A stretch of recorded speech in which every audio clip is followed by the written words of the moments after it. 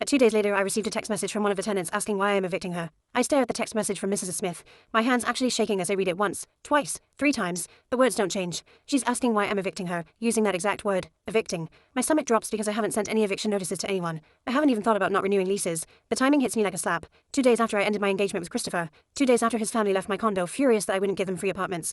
This can't be coincidental. My fingers fumble with the phone as I pull up Mrs. Smith's contact and hit call. She answers on the second ring, her voice thin and worried. I force myself to sound calm even though my heart is racing. I tell her I didn't send any eviction notice, that something is very wrong here, and I need to see whatever letter she received. She sounds confused but agrees to wait for me. I ask her please not to do anything or talk to anyone until I can come look at the notice in person. She says okay. Her voice still shaky and I'm already grabbing my keys. I make the drive to Mrs. Smith's building in under an hour, hitting every yellow light and probably breaking a few traffic laws. My mind is spinning through possibilities, but I keep coming back to Christopher and his entitled family. Mrs. Smith meets me at her apartment door, wringing her hands, and the worry on her face makes me feel sick. She's 78 years old and she's lived in this building for 6 years, always pays rent on time, keeps her place immaculate. She hands me a single sheet of paper and my breath catches. It's printed on what looks exactly like my business letterhead, complete with my logo and contact information. The letter states her lease won't be renewed and she needs to vacate within 30 days. I scan down to the signature and my jaw clenches. It's supposed to be my signature, but it's completely wrong, like someone traced it badly or copied it from something. The language in the letter is also off, too formal and using terms I would never use, but I can see how it would fool someone, especially an elderly woman who wouldn't know my actual signature. I look up at Mrs. Smith and apologize over and over. This is fake, I tell her.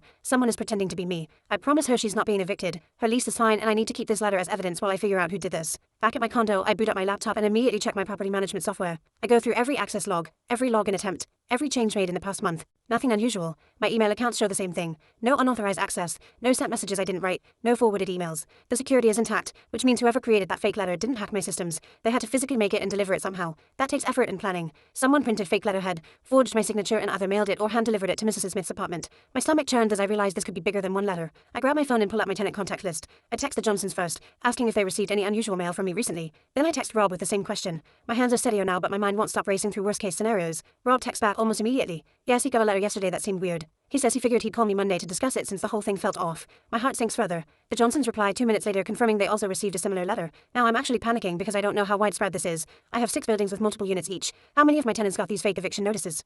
I spend the next 2 hours systematically calling every single tenant across all my properties. Some don't answer, so I leave voicemails asking them to call me back urgently. The ones who do answer sound confused by my question, and I have to explain that fraudulent notices might be circulating. Each call makes me more angry and more scared. This isn't just harassment. This is someone actively trying to sabotage my rental income and destroy the tenant relationships my father spent 30 years building. By evening, I confirmed that 5 tenants total received the fake notices. Mrs. Smith, the Johnsons, Rob, and 2 others from different buildings. I pull out my lease renewal schedule on my laptop and my blood goes cold. All 5 of these tenants have leases coming up for renewal in the next 60 days. This isn't random. This isn't someone just trying to scare me or cause general chaos. This is calculated, targeted harassment designed to cause maximum disruption at the exact moment when those leases would normally be renewed. If these tenants believe they're being evicted, they'll start looking for new places. They might move out. I could lose 5 paying tenants, $5,000 in monthly income, because of these fake letters. The pattern is so obvious it makes me want to scream. Christopher knew exactly which units were coming up for renewal, because I'd mentioned it during his stupid presentation about housing his family. He or someone in his family is deliberately targeting those specific tenants to sabotage my business and force me into financial trouble. I grab my phone and start taking photos of all the fake letters I've collected. I photograph the letterhead, the forged signatures, the dates, everything.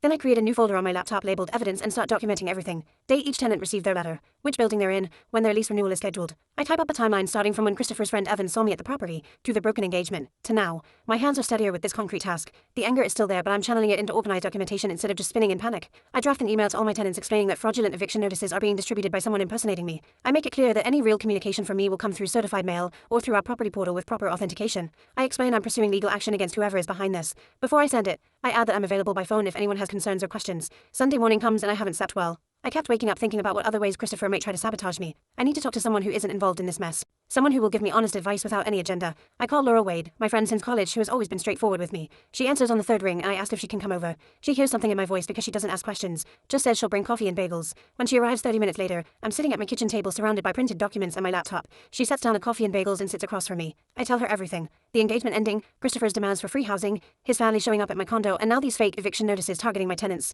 She listens without interrupting, her expression getting more serious as I talk. When I finish, she's quiet for a moment. Then she says, I need to get a lawyer involved before this gets worse. I know she's right, but the thought of legal fees on top of everything else makes me want to cry. Laurel pulls out her phone and starts searching for landlord-tenant attorneys in our area. She's always been practical like this, moving straight to solutions instead of dwelling on problems. We find Jillian Ramirez, who has excellent reviews and specializes in property owner rights and harassment cases. Her office is closed since it's Sunday, but there's an emergency contact number. I leave a detailed voicemail explaining who I am, what's happening with the fake eviction notices, and that I need an emergency consultation as soon as possible, preferably Monday morning. I give her my callback number and email address. After I hang up, Laurel makes me eat a bagel and drink some coffee. She tells me I'm doing the right things, documenting everything and getting professional help. Having a concrete plan of action helps me feel slightly less panicked. That night I sleep a little better, though I still wake up twice worried about what other sabotage might be coming. Monday morning at 9, I'm sitting in Jillian Ramirez's office on the 3rd floor of a building downtown. Her assistant called me back Sunday evening and scheduled this emergency consultation. The office is professional but not fancy, with law books lining one wall and a desk covered in organized file folders. Jillian is maybe 45, with dark hair pulled back and sharp eyes that make me feel like she's already analyzing everything. I spread out the fake eviction notices on her desk,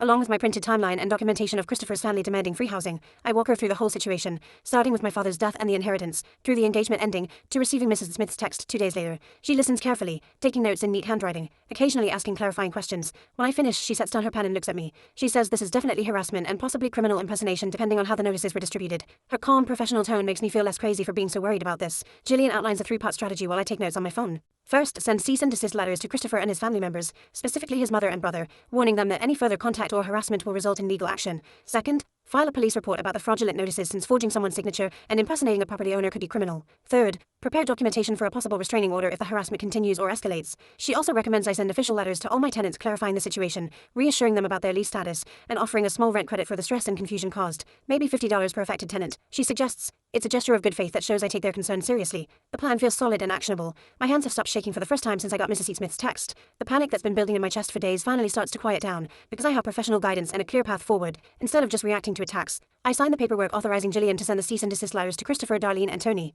The retainer fee is $1,500, which makes my stomach hurt, but I hand over my credit card anyway. Jillian explains the letters will go out via certified mail tomorrow, requiring signatures so we have proof they received them. She schedules my police appointment for Tuesday morning at 9 and gives me her cell number in case anything urgent happens before then. Walking out of her office, I feel lighter than I have in days, like someone finally believes me and knows how to fight back. The afternoon sun is bright when I get to my car, and I sit there for a minute just breathing before I drive home. Back at my condo, I spread the fake eviction notices across my dining table and really look at them. The letterhead is almost perfect, my business logo and contact information copied exactly from my website, but the paper quality is wrong, too thin and slightly off-white instead of the bright white cardstock I use for official letters.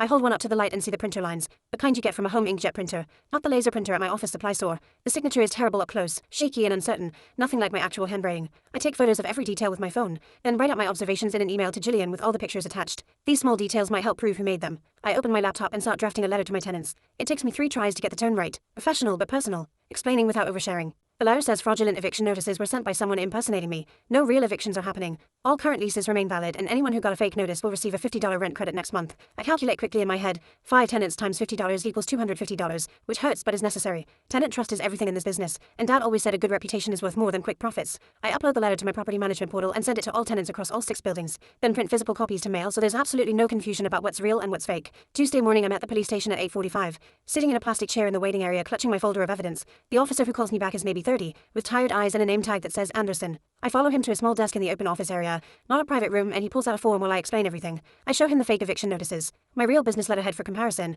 and walk through the timeline starting with breaking off my engagement and ending with 5 tenants getting fraudulent letters 2 days later. Anderson listens carefully and types notes into his computer, occasionally asking clarifying questions about dates and names. He explains this could be criminal impersonation or fraud, both serious charges, but they need to investigate before determining what charges fit and who's responsible. Anderson asks if I have direct proof Christopher or his family sent the letters, and I have to admit I don't. I explain the timing, the motive, the fact that Christopher knew which tenants had leases ending soon, but it's all circumstantial. He writes down that I suspect Christopher Watts, Darlene Watts, and Tony Watts, based on recent conflict over my rental properties, and he notes the pattern is suspicious. But when he says they'll follow up and investigate, his tone tells me this isn't urgent compared to violent crimes and active emergencies.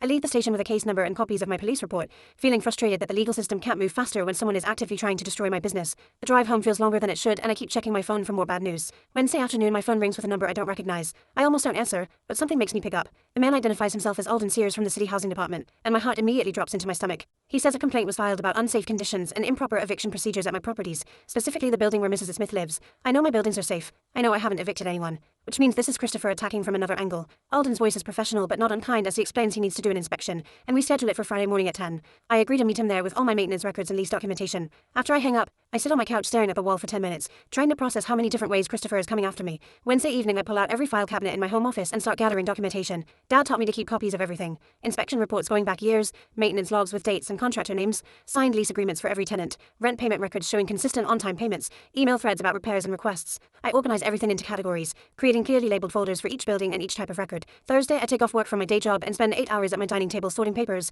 making sure I can quickly find any document Alden might ask for. My father's voice is in my head the whole time. reminding me that good records protect you when problems come. By Thursday evening, I have 2 massive binders organized by building and topic, everything indexed and tabbed. My hands ache from the paper cuts and my eyes hurt from reading small print, but I feel ready. Thursday night, Laurel shows up at my door with wine and finds me still surrounded by paperwork even though the binders are done. She takes one look at my face and gives me a long hug before pouring us both a glass. I tell her about the housing inspection on Friday, about how scared I am that Alden will find something wrong even though I know the buildings are good. Laurel sits next to me on the couch and reminds me that I do everything right. My tenants are happy, the buildings are well maintained, and the inspection will prove the complaint is baseless. Her confidence helps settle the panic in my chest. We order pizza and she helps me do one final check of my documentation, making sure I have everything organized and accessible. By the time she leaves at 11, I feel less alone and slightly more ready to face tomorrow. Friday morning, I arrive at Mrs. Smith's building at 9:30, giving myself time to set up before Alden gets there. I bring both binders, my laptop with digital records, and my phone with photos of recent maintenance work. Alden arrives exactly at 10. A man in his 50s wearing khakis and a polo shirt with the city logo. He's polite and professional as he introduces himself and explains he'll be checking the building systems, safety features, and overall maintenance. We start in the basement where he inspects the water heater, electrical panel, and foundation.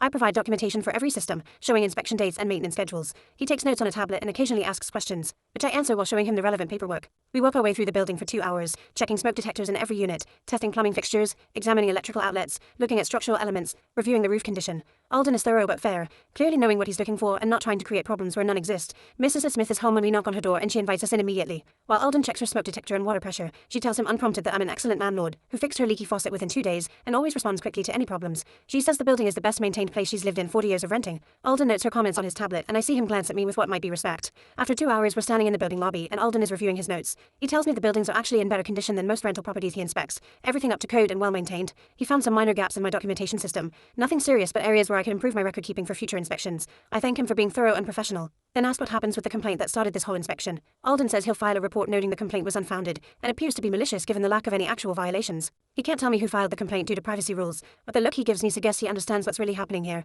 I shake his hand and watch him drive away, feeling validated but also angry that I had to spend 2 days in massive stress defending myself against lies. I get in my car and start the 20-minute drive back to my condo, gripping the steering wheel tight enough that my knuckles turn white. The inspection went fine, better than fine actually, but I'm so mad I could scream. 2 whole days of stress, gathering every piece of paper I own, worrying about what Alden might find, and it was all because someone filed a fake complaint to mess with me. Christopher and his family are attacking my business from every angle they can think of. The fake eviction letters weren't enough, so now they're trying to get the city involved, hoping some inspector will find a problem that doesn't exist. I pull into my parking spot and sit in the car for a minute, taking deep breaths and trying to calm down before I go inside. Then I grab my phone and call Jillian, needing to tell her about this latest attack. She answers on the second ring and I explain the whole inspection, how Alden found nothing wrong, how he even said the buildings are in better shape than most places he sees. Jillian asks if Alden mentioned the complaint seemed fake, and I tell her yes. He said it appears to be mean-spirited, and he'll note that in his report. She tells me this actually helps our case for a restraining order because it shows a clear pattern of harassment through multiple channels, not just one angry action but a whole campaign to damage my business and stress me out. I feel a tiny bit better knowing this evidence strengthens our position, but I'm still furious that I had to deal with it at all. Saturday morning, I wake up and check my email while drinking coffee, a normal routine that gets interrupted when I see a message from my property management portal. The subject line says security alert and my stomach drops before I even open it. Someone tried to log into my account from an unfamiliar IP address multiple times last night, starting around midnight and continuing until 3 in the morning. The login attempts all failed because I have 2-factor authentication turned on, so they couldn't actually get in, but seeing the list of failed attempts makes my hands shake. 15 different tries over 3 hours, someone sitting at their computer or phone trying over and over to break into my system. I know exactly who it is, or at least who's behind it, even if they're using some trick to hide their location. I immediately change my password to something completely random and different from anything I've used before. Then I turn on every extra security setting the portal offers. I download the access logs showing all the failed login attempts with timestamps and IP addresses. Then I forward the whole thing to Jillian with a note explaining what happened. Then I send the same information to the police officer who took my report about the fake eviction letters, adding it to the case file. My coffee is cold by the time I finish and my peaceful Saturday morning is completely ruined. I spend the rest of Saturday and all day Sunday researching cybersecurity for small business owners and property managers. I find articles about password managers, 2-factor authentication, security questions, and protecting against hacking attempts. I learned that I should use completely unique passwords for every single system I access, not variations of the same password like I've been doing. I download a password manager app and spend hours setting it up, creating new random passwords for my property portal, my email, my banking, my maintenance scheduling system, and every other account related to my business. Then I go through and change all my security questions to fake answers that only I would know, because apparently people can figure out your mother's maiden name or your first pet's name from social media. I set up alerts so I'll get notified immediately if anyone tries to log into any of my accounts from a new device or location. The whole process takes most of the weekend and leaves me mentally exhausted. This feels like a part-time job on top of actually managing my properties and dealing with tenant needs and handling normal maintenance issues. I'm tired and frustrated and sick of spending all my time and energy defending myself against Christopher's attacks instead of just living my life, but I'm also determined not to let him win by overwhelming me or making me give up on my father's legacy. Monday morning, my phone rings at 9 and it's Jillian calling with an update. She tells me the cease and desist letters were delivered to Christopher, Darlene, and Tony via certified mail over the weekend, and all 3 of them signed for their letters. I feel a small flutter of hope that maybe this will finally make them stop, that seeing official legal warnings will scare them into backing off, but Jillian warns me not to get my hopes up too much because we'll probably see one of 2 responses soon. Either they'll they'll realize they're facing real legal consequences and stop the harassment, or they'll escalate because they're angry about being threatened. She tells me to be ready for either possibility and to keep documenting everything that happens. I thank her for the update and promise to call immediately if anything else occurs. After we hang up, I sit at my kitchen table feeling like I made some progress by getting those letters sent, but I'm not foolish enough to think this is over. Christopher has shown me exactly who he is over the past few weeks, and people like that don't usually back down just because a lawyer sends them a letter. That same afternoon, my phone buzzes with a text message and I see Christopher's name on the screen. My heart starts racing before I even read what it says. The message is long and his tone is so condescending I can practically hear his voice saying the words. He claims he has no idea what I'm talking about with these fake eviction notices and housing complaints, suggesting I'm being paranoid and dramatic about normal stress that happens after breakups. He writes that I'm clearly not handling the end of our relationship well, and I should maybe talk to someone about my mental state, instead of making false accusations against his family. The gaslighting is so obvious and gross that I want to throw my phone across the room. He's literally violating the cease and desist instruction to only communicate through lawyers, and he's doing it to tell me I'm crazy for thinking he's harassing me. I don't respond to the message at all, even though every part of me wants to tell him exactly what I think of his manipulation tactics. Instead, I take screenshots of the entire text conversation, making sure the timestamp and his number are clearly visible. Then I forward the images to Gillian with a note that he's already breaking the rules. She responds within minutes saying this is perfect evidence that he can't follow legal instructions, and it will help if we need to file for a restraining order. Tuesday morning, I'm scrolling through Facebook during breakfast when I see a post from Darlene that makes my blood boil. She doesn't use my name directly, but she writes a long rant about how her son's ex-fiance is making false accusations and trying to destroy their family's reputation with lies and legal threats. She goes on about how some people can't handle breakups like adults, and instead they lash out and try to hurt innocent people who were only trying to help. The post has dozens of comments from her church friends all agreeing with her and saying how terrible it is when bitter women attack good Christian families. I feel sick reading it because several of my tenants are friends with me on Facebook and they're definitely going to see this. Sure enough, within an hour I get messages from 2 different tenants asking if everything is okay with the properties and if there's something they should know about. I reassure them both that the properties are stable and well maintained and that someone is spreading false information about me because of a personal conflict. They both seem satisfied with that answer, but I can tell they're worried about whether their housing situation is secure. I call Gillian right away and tell her about Darlene's Facebook post, reading her the whole thing while my voice shakes with anger. I want to comment on the post and defend myself, want to tell everyone the truth about what Christopher and his family tried to do. Gillian stops me before I can do anything. She says responding on social media or engaging with Darlene's story at all would be a huge mistake because it would just create more drama and give Darlene more attention. Instead, Gillian says she'll draft a second cease and desist letter, specifically to Darlene addressing the social media harassment and warning that continued posts will result in us filing for a restraining order. She explains that we need to handle this through proper legal channels, not through Facebook arguments. I hate that I can't defend myself publicly, hate feeling like Darlene gets to spread lies while I have to stay quiet. But I trust Gillian's advice more than my emotional impulse to fight back, so I agree to let her handle it professionally. Wednesday brings the first good news I've had in a while when I get a text from Rachel apologizing for her family's behavior. She says not everyone in the Watts family thinks I was wrong to protect my inheritance and keep my boundaries. She mentions that she's focusing on law school and trying to distance herself from the family drama. I read her message 3 times, feeling grateful that at least one person in that family has some sense and integrity, but I'm also cautious about trusting anyone connected to Christopher right now, even Rachel, who seems genuine. I text back thanking her for reaching out and wishing her well with school, keeping my response friendly but not too warm. I don't want to completely shut her out since she's been respectful and honest, but I also can't forget that she's Christopher's sister, and family loyalty might eventually win out over doing the right thing. Like and comment for part 3.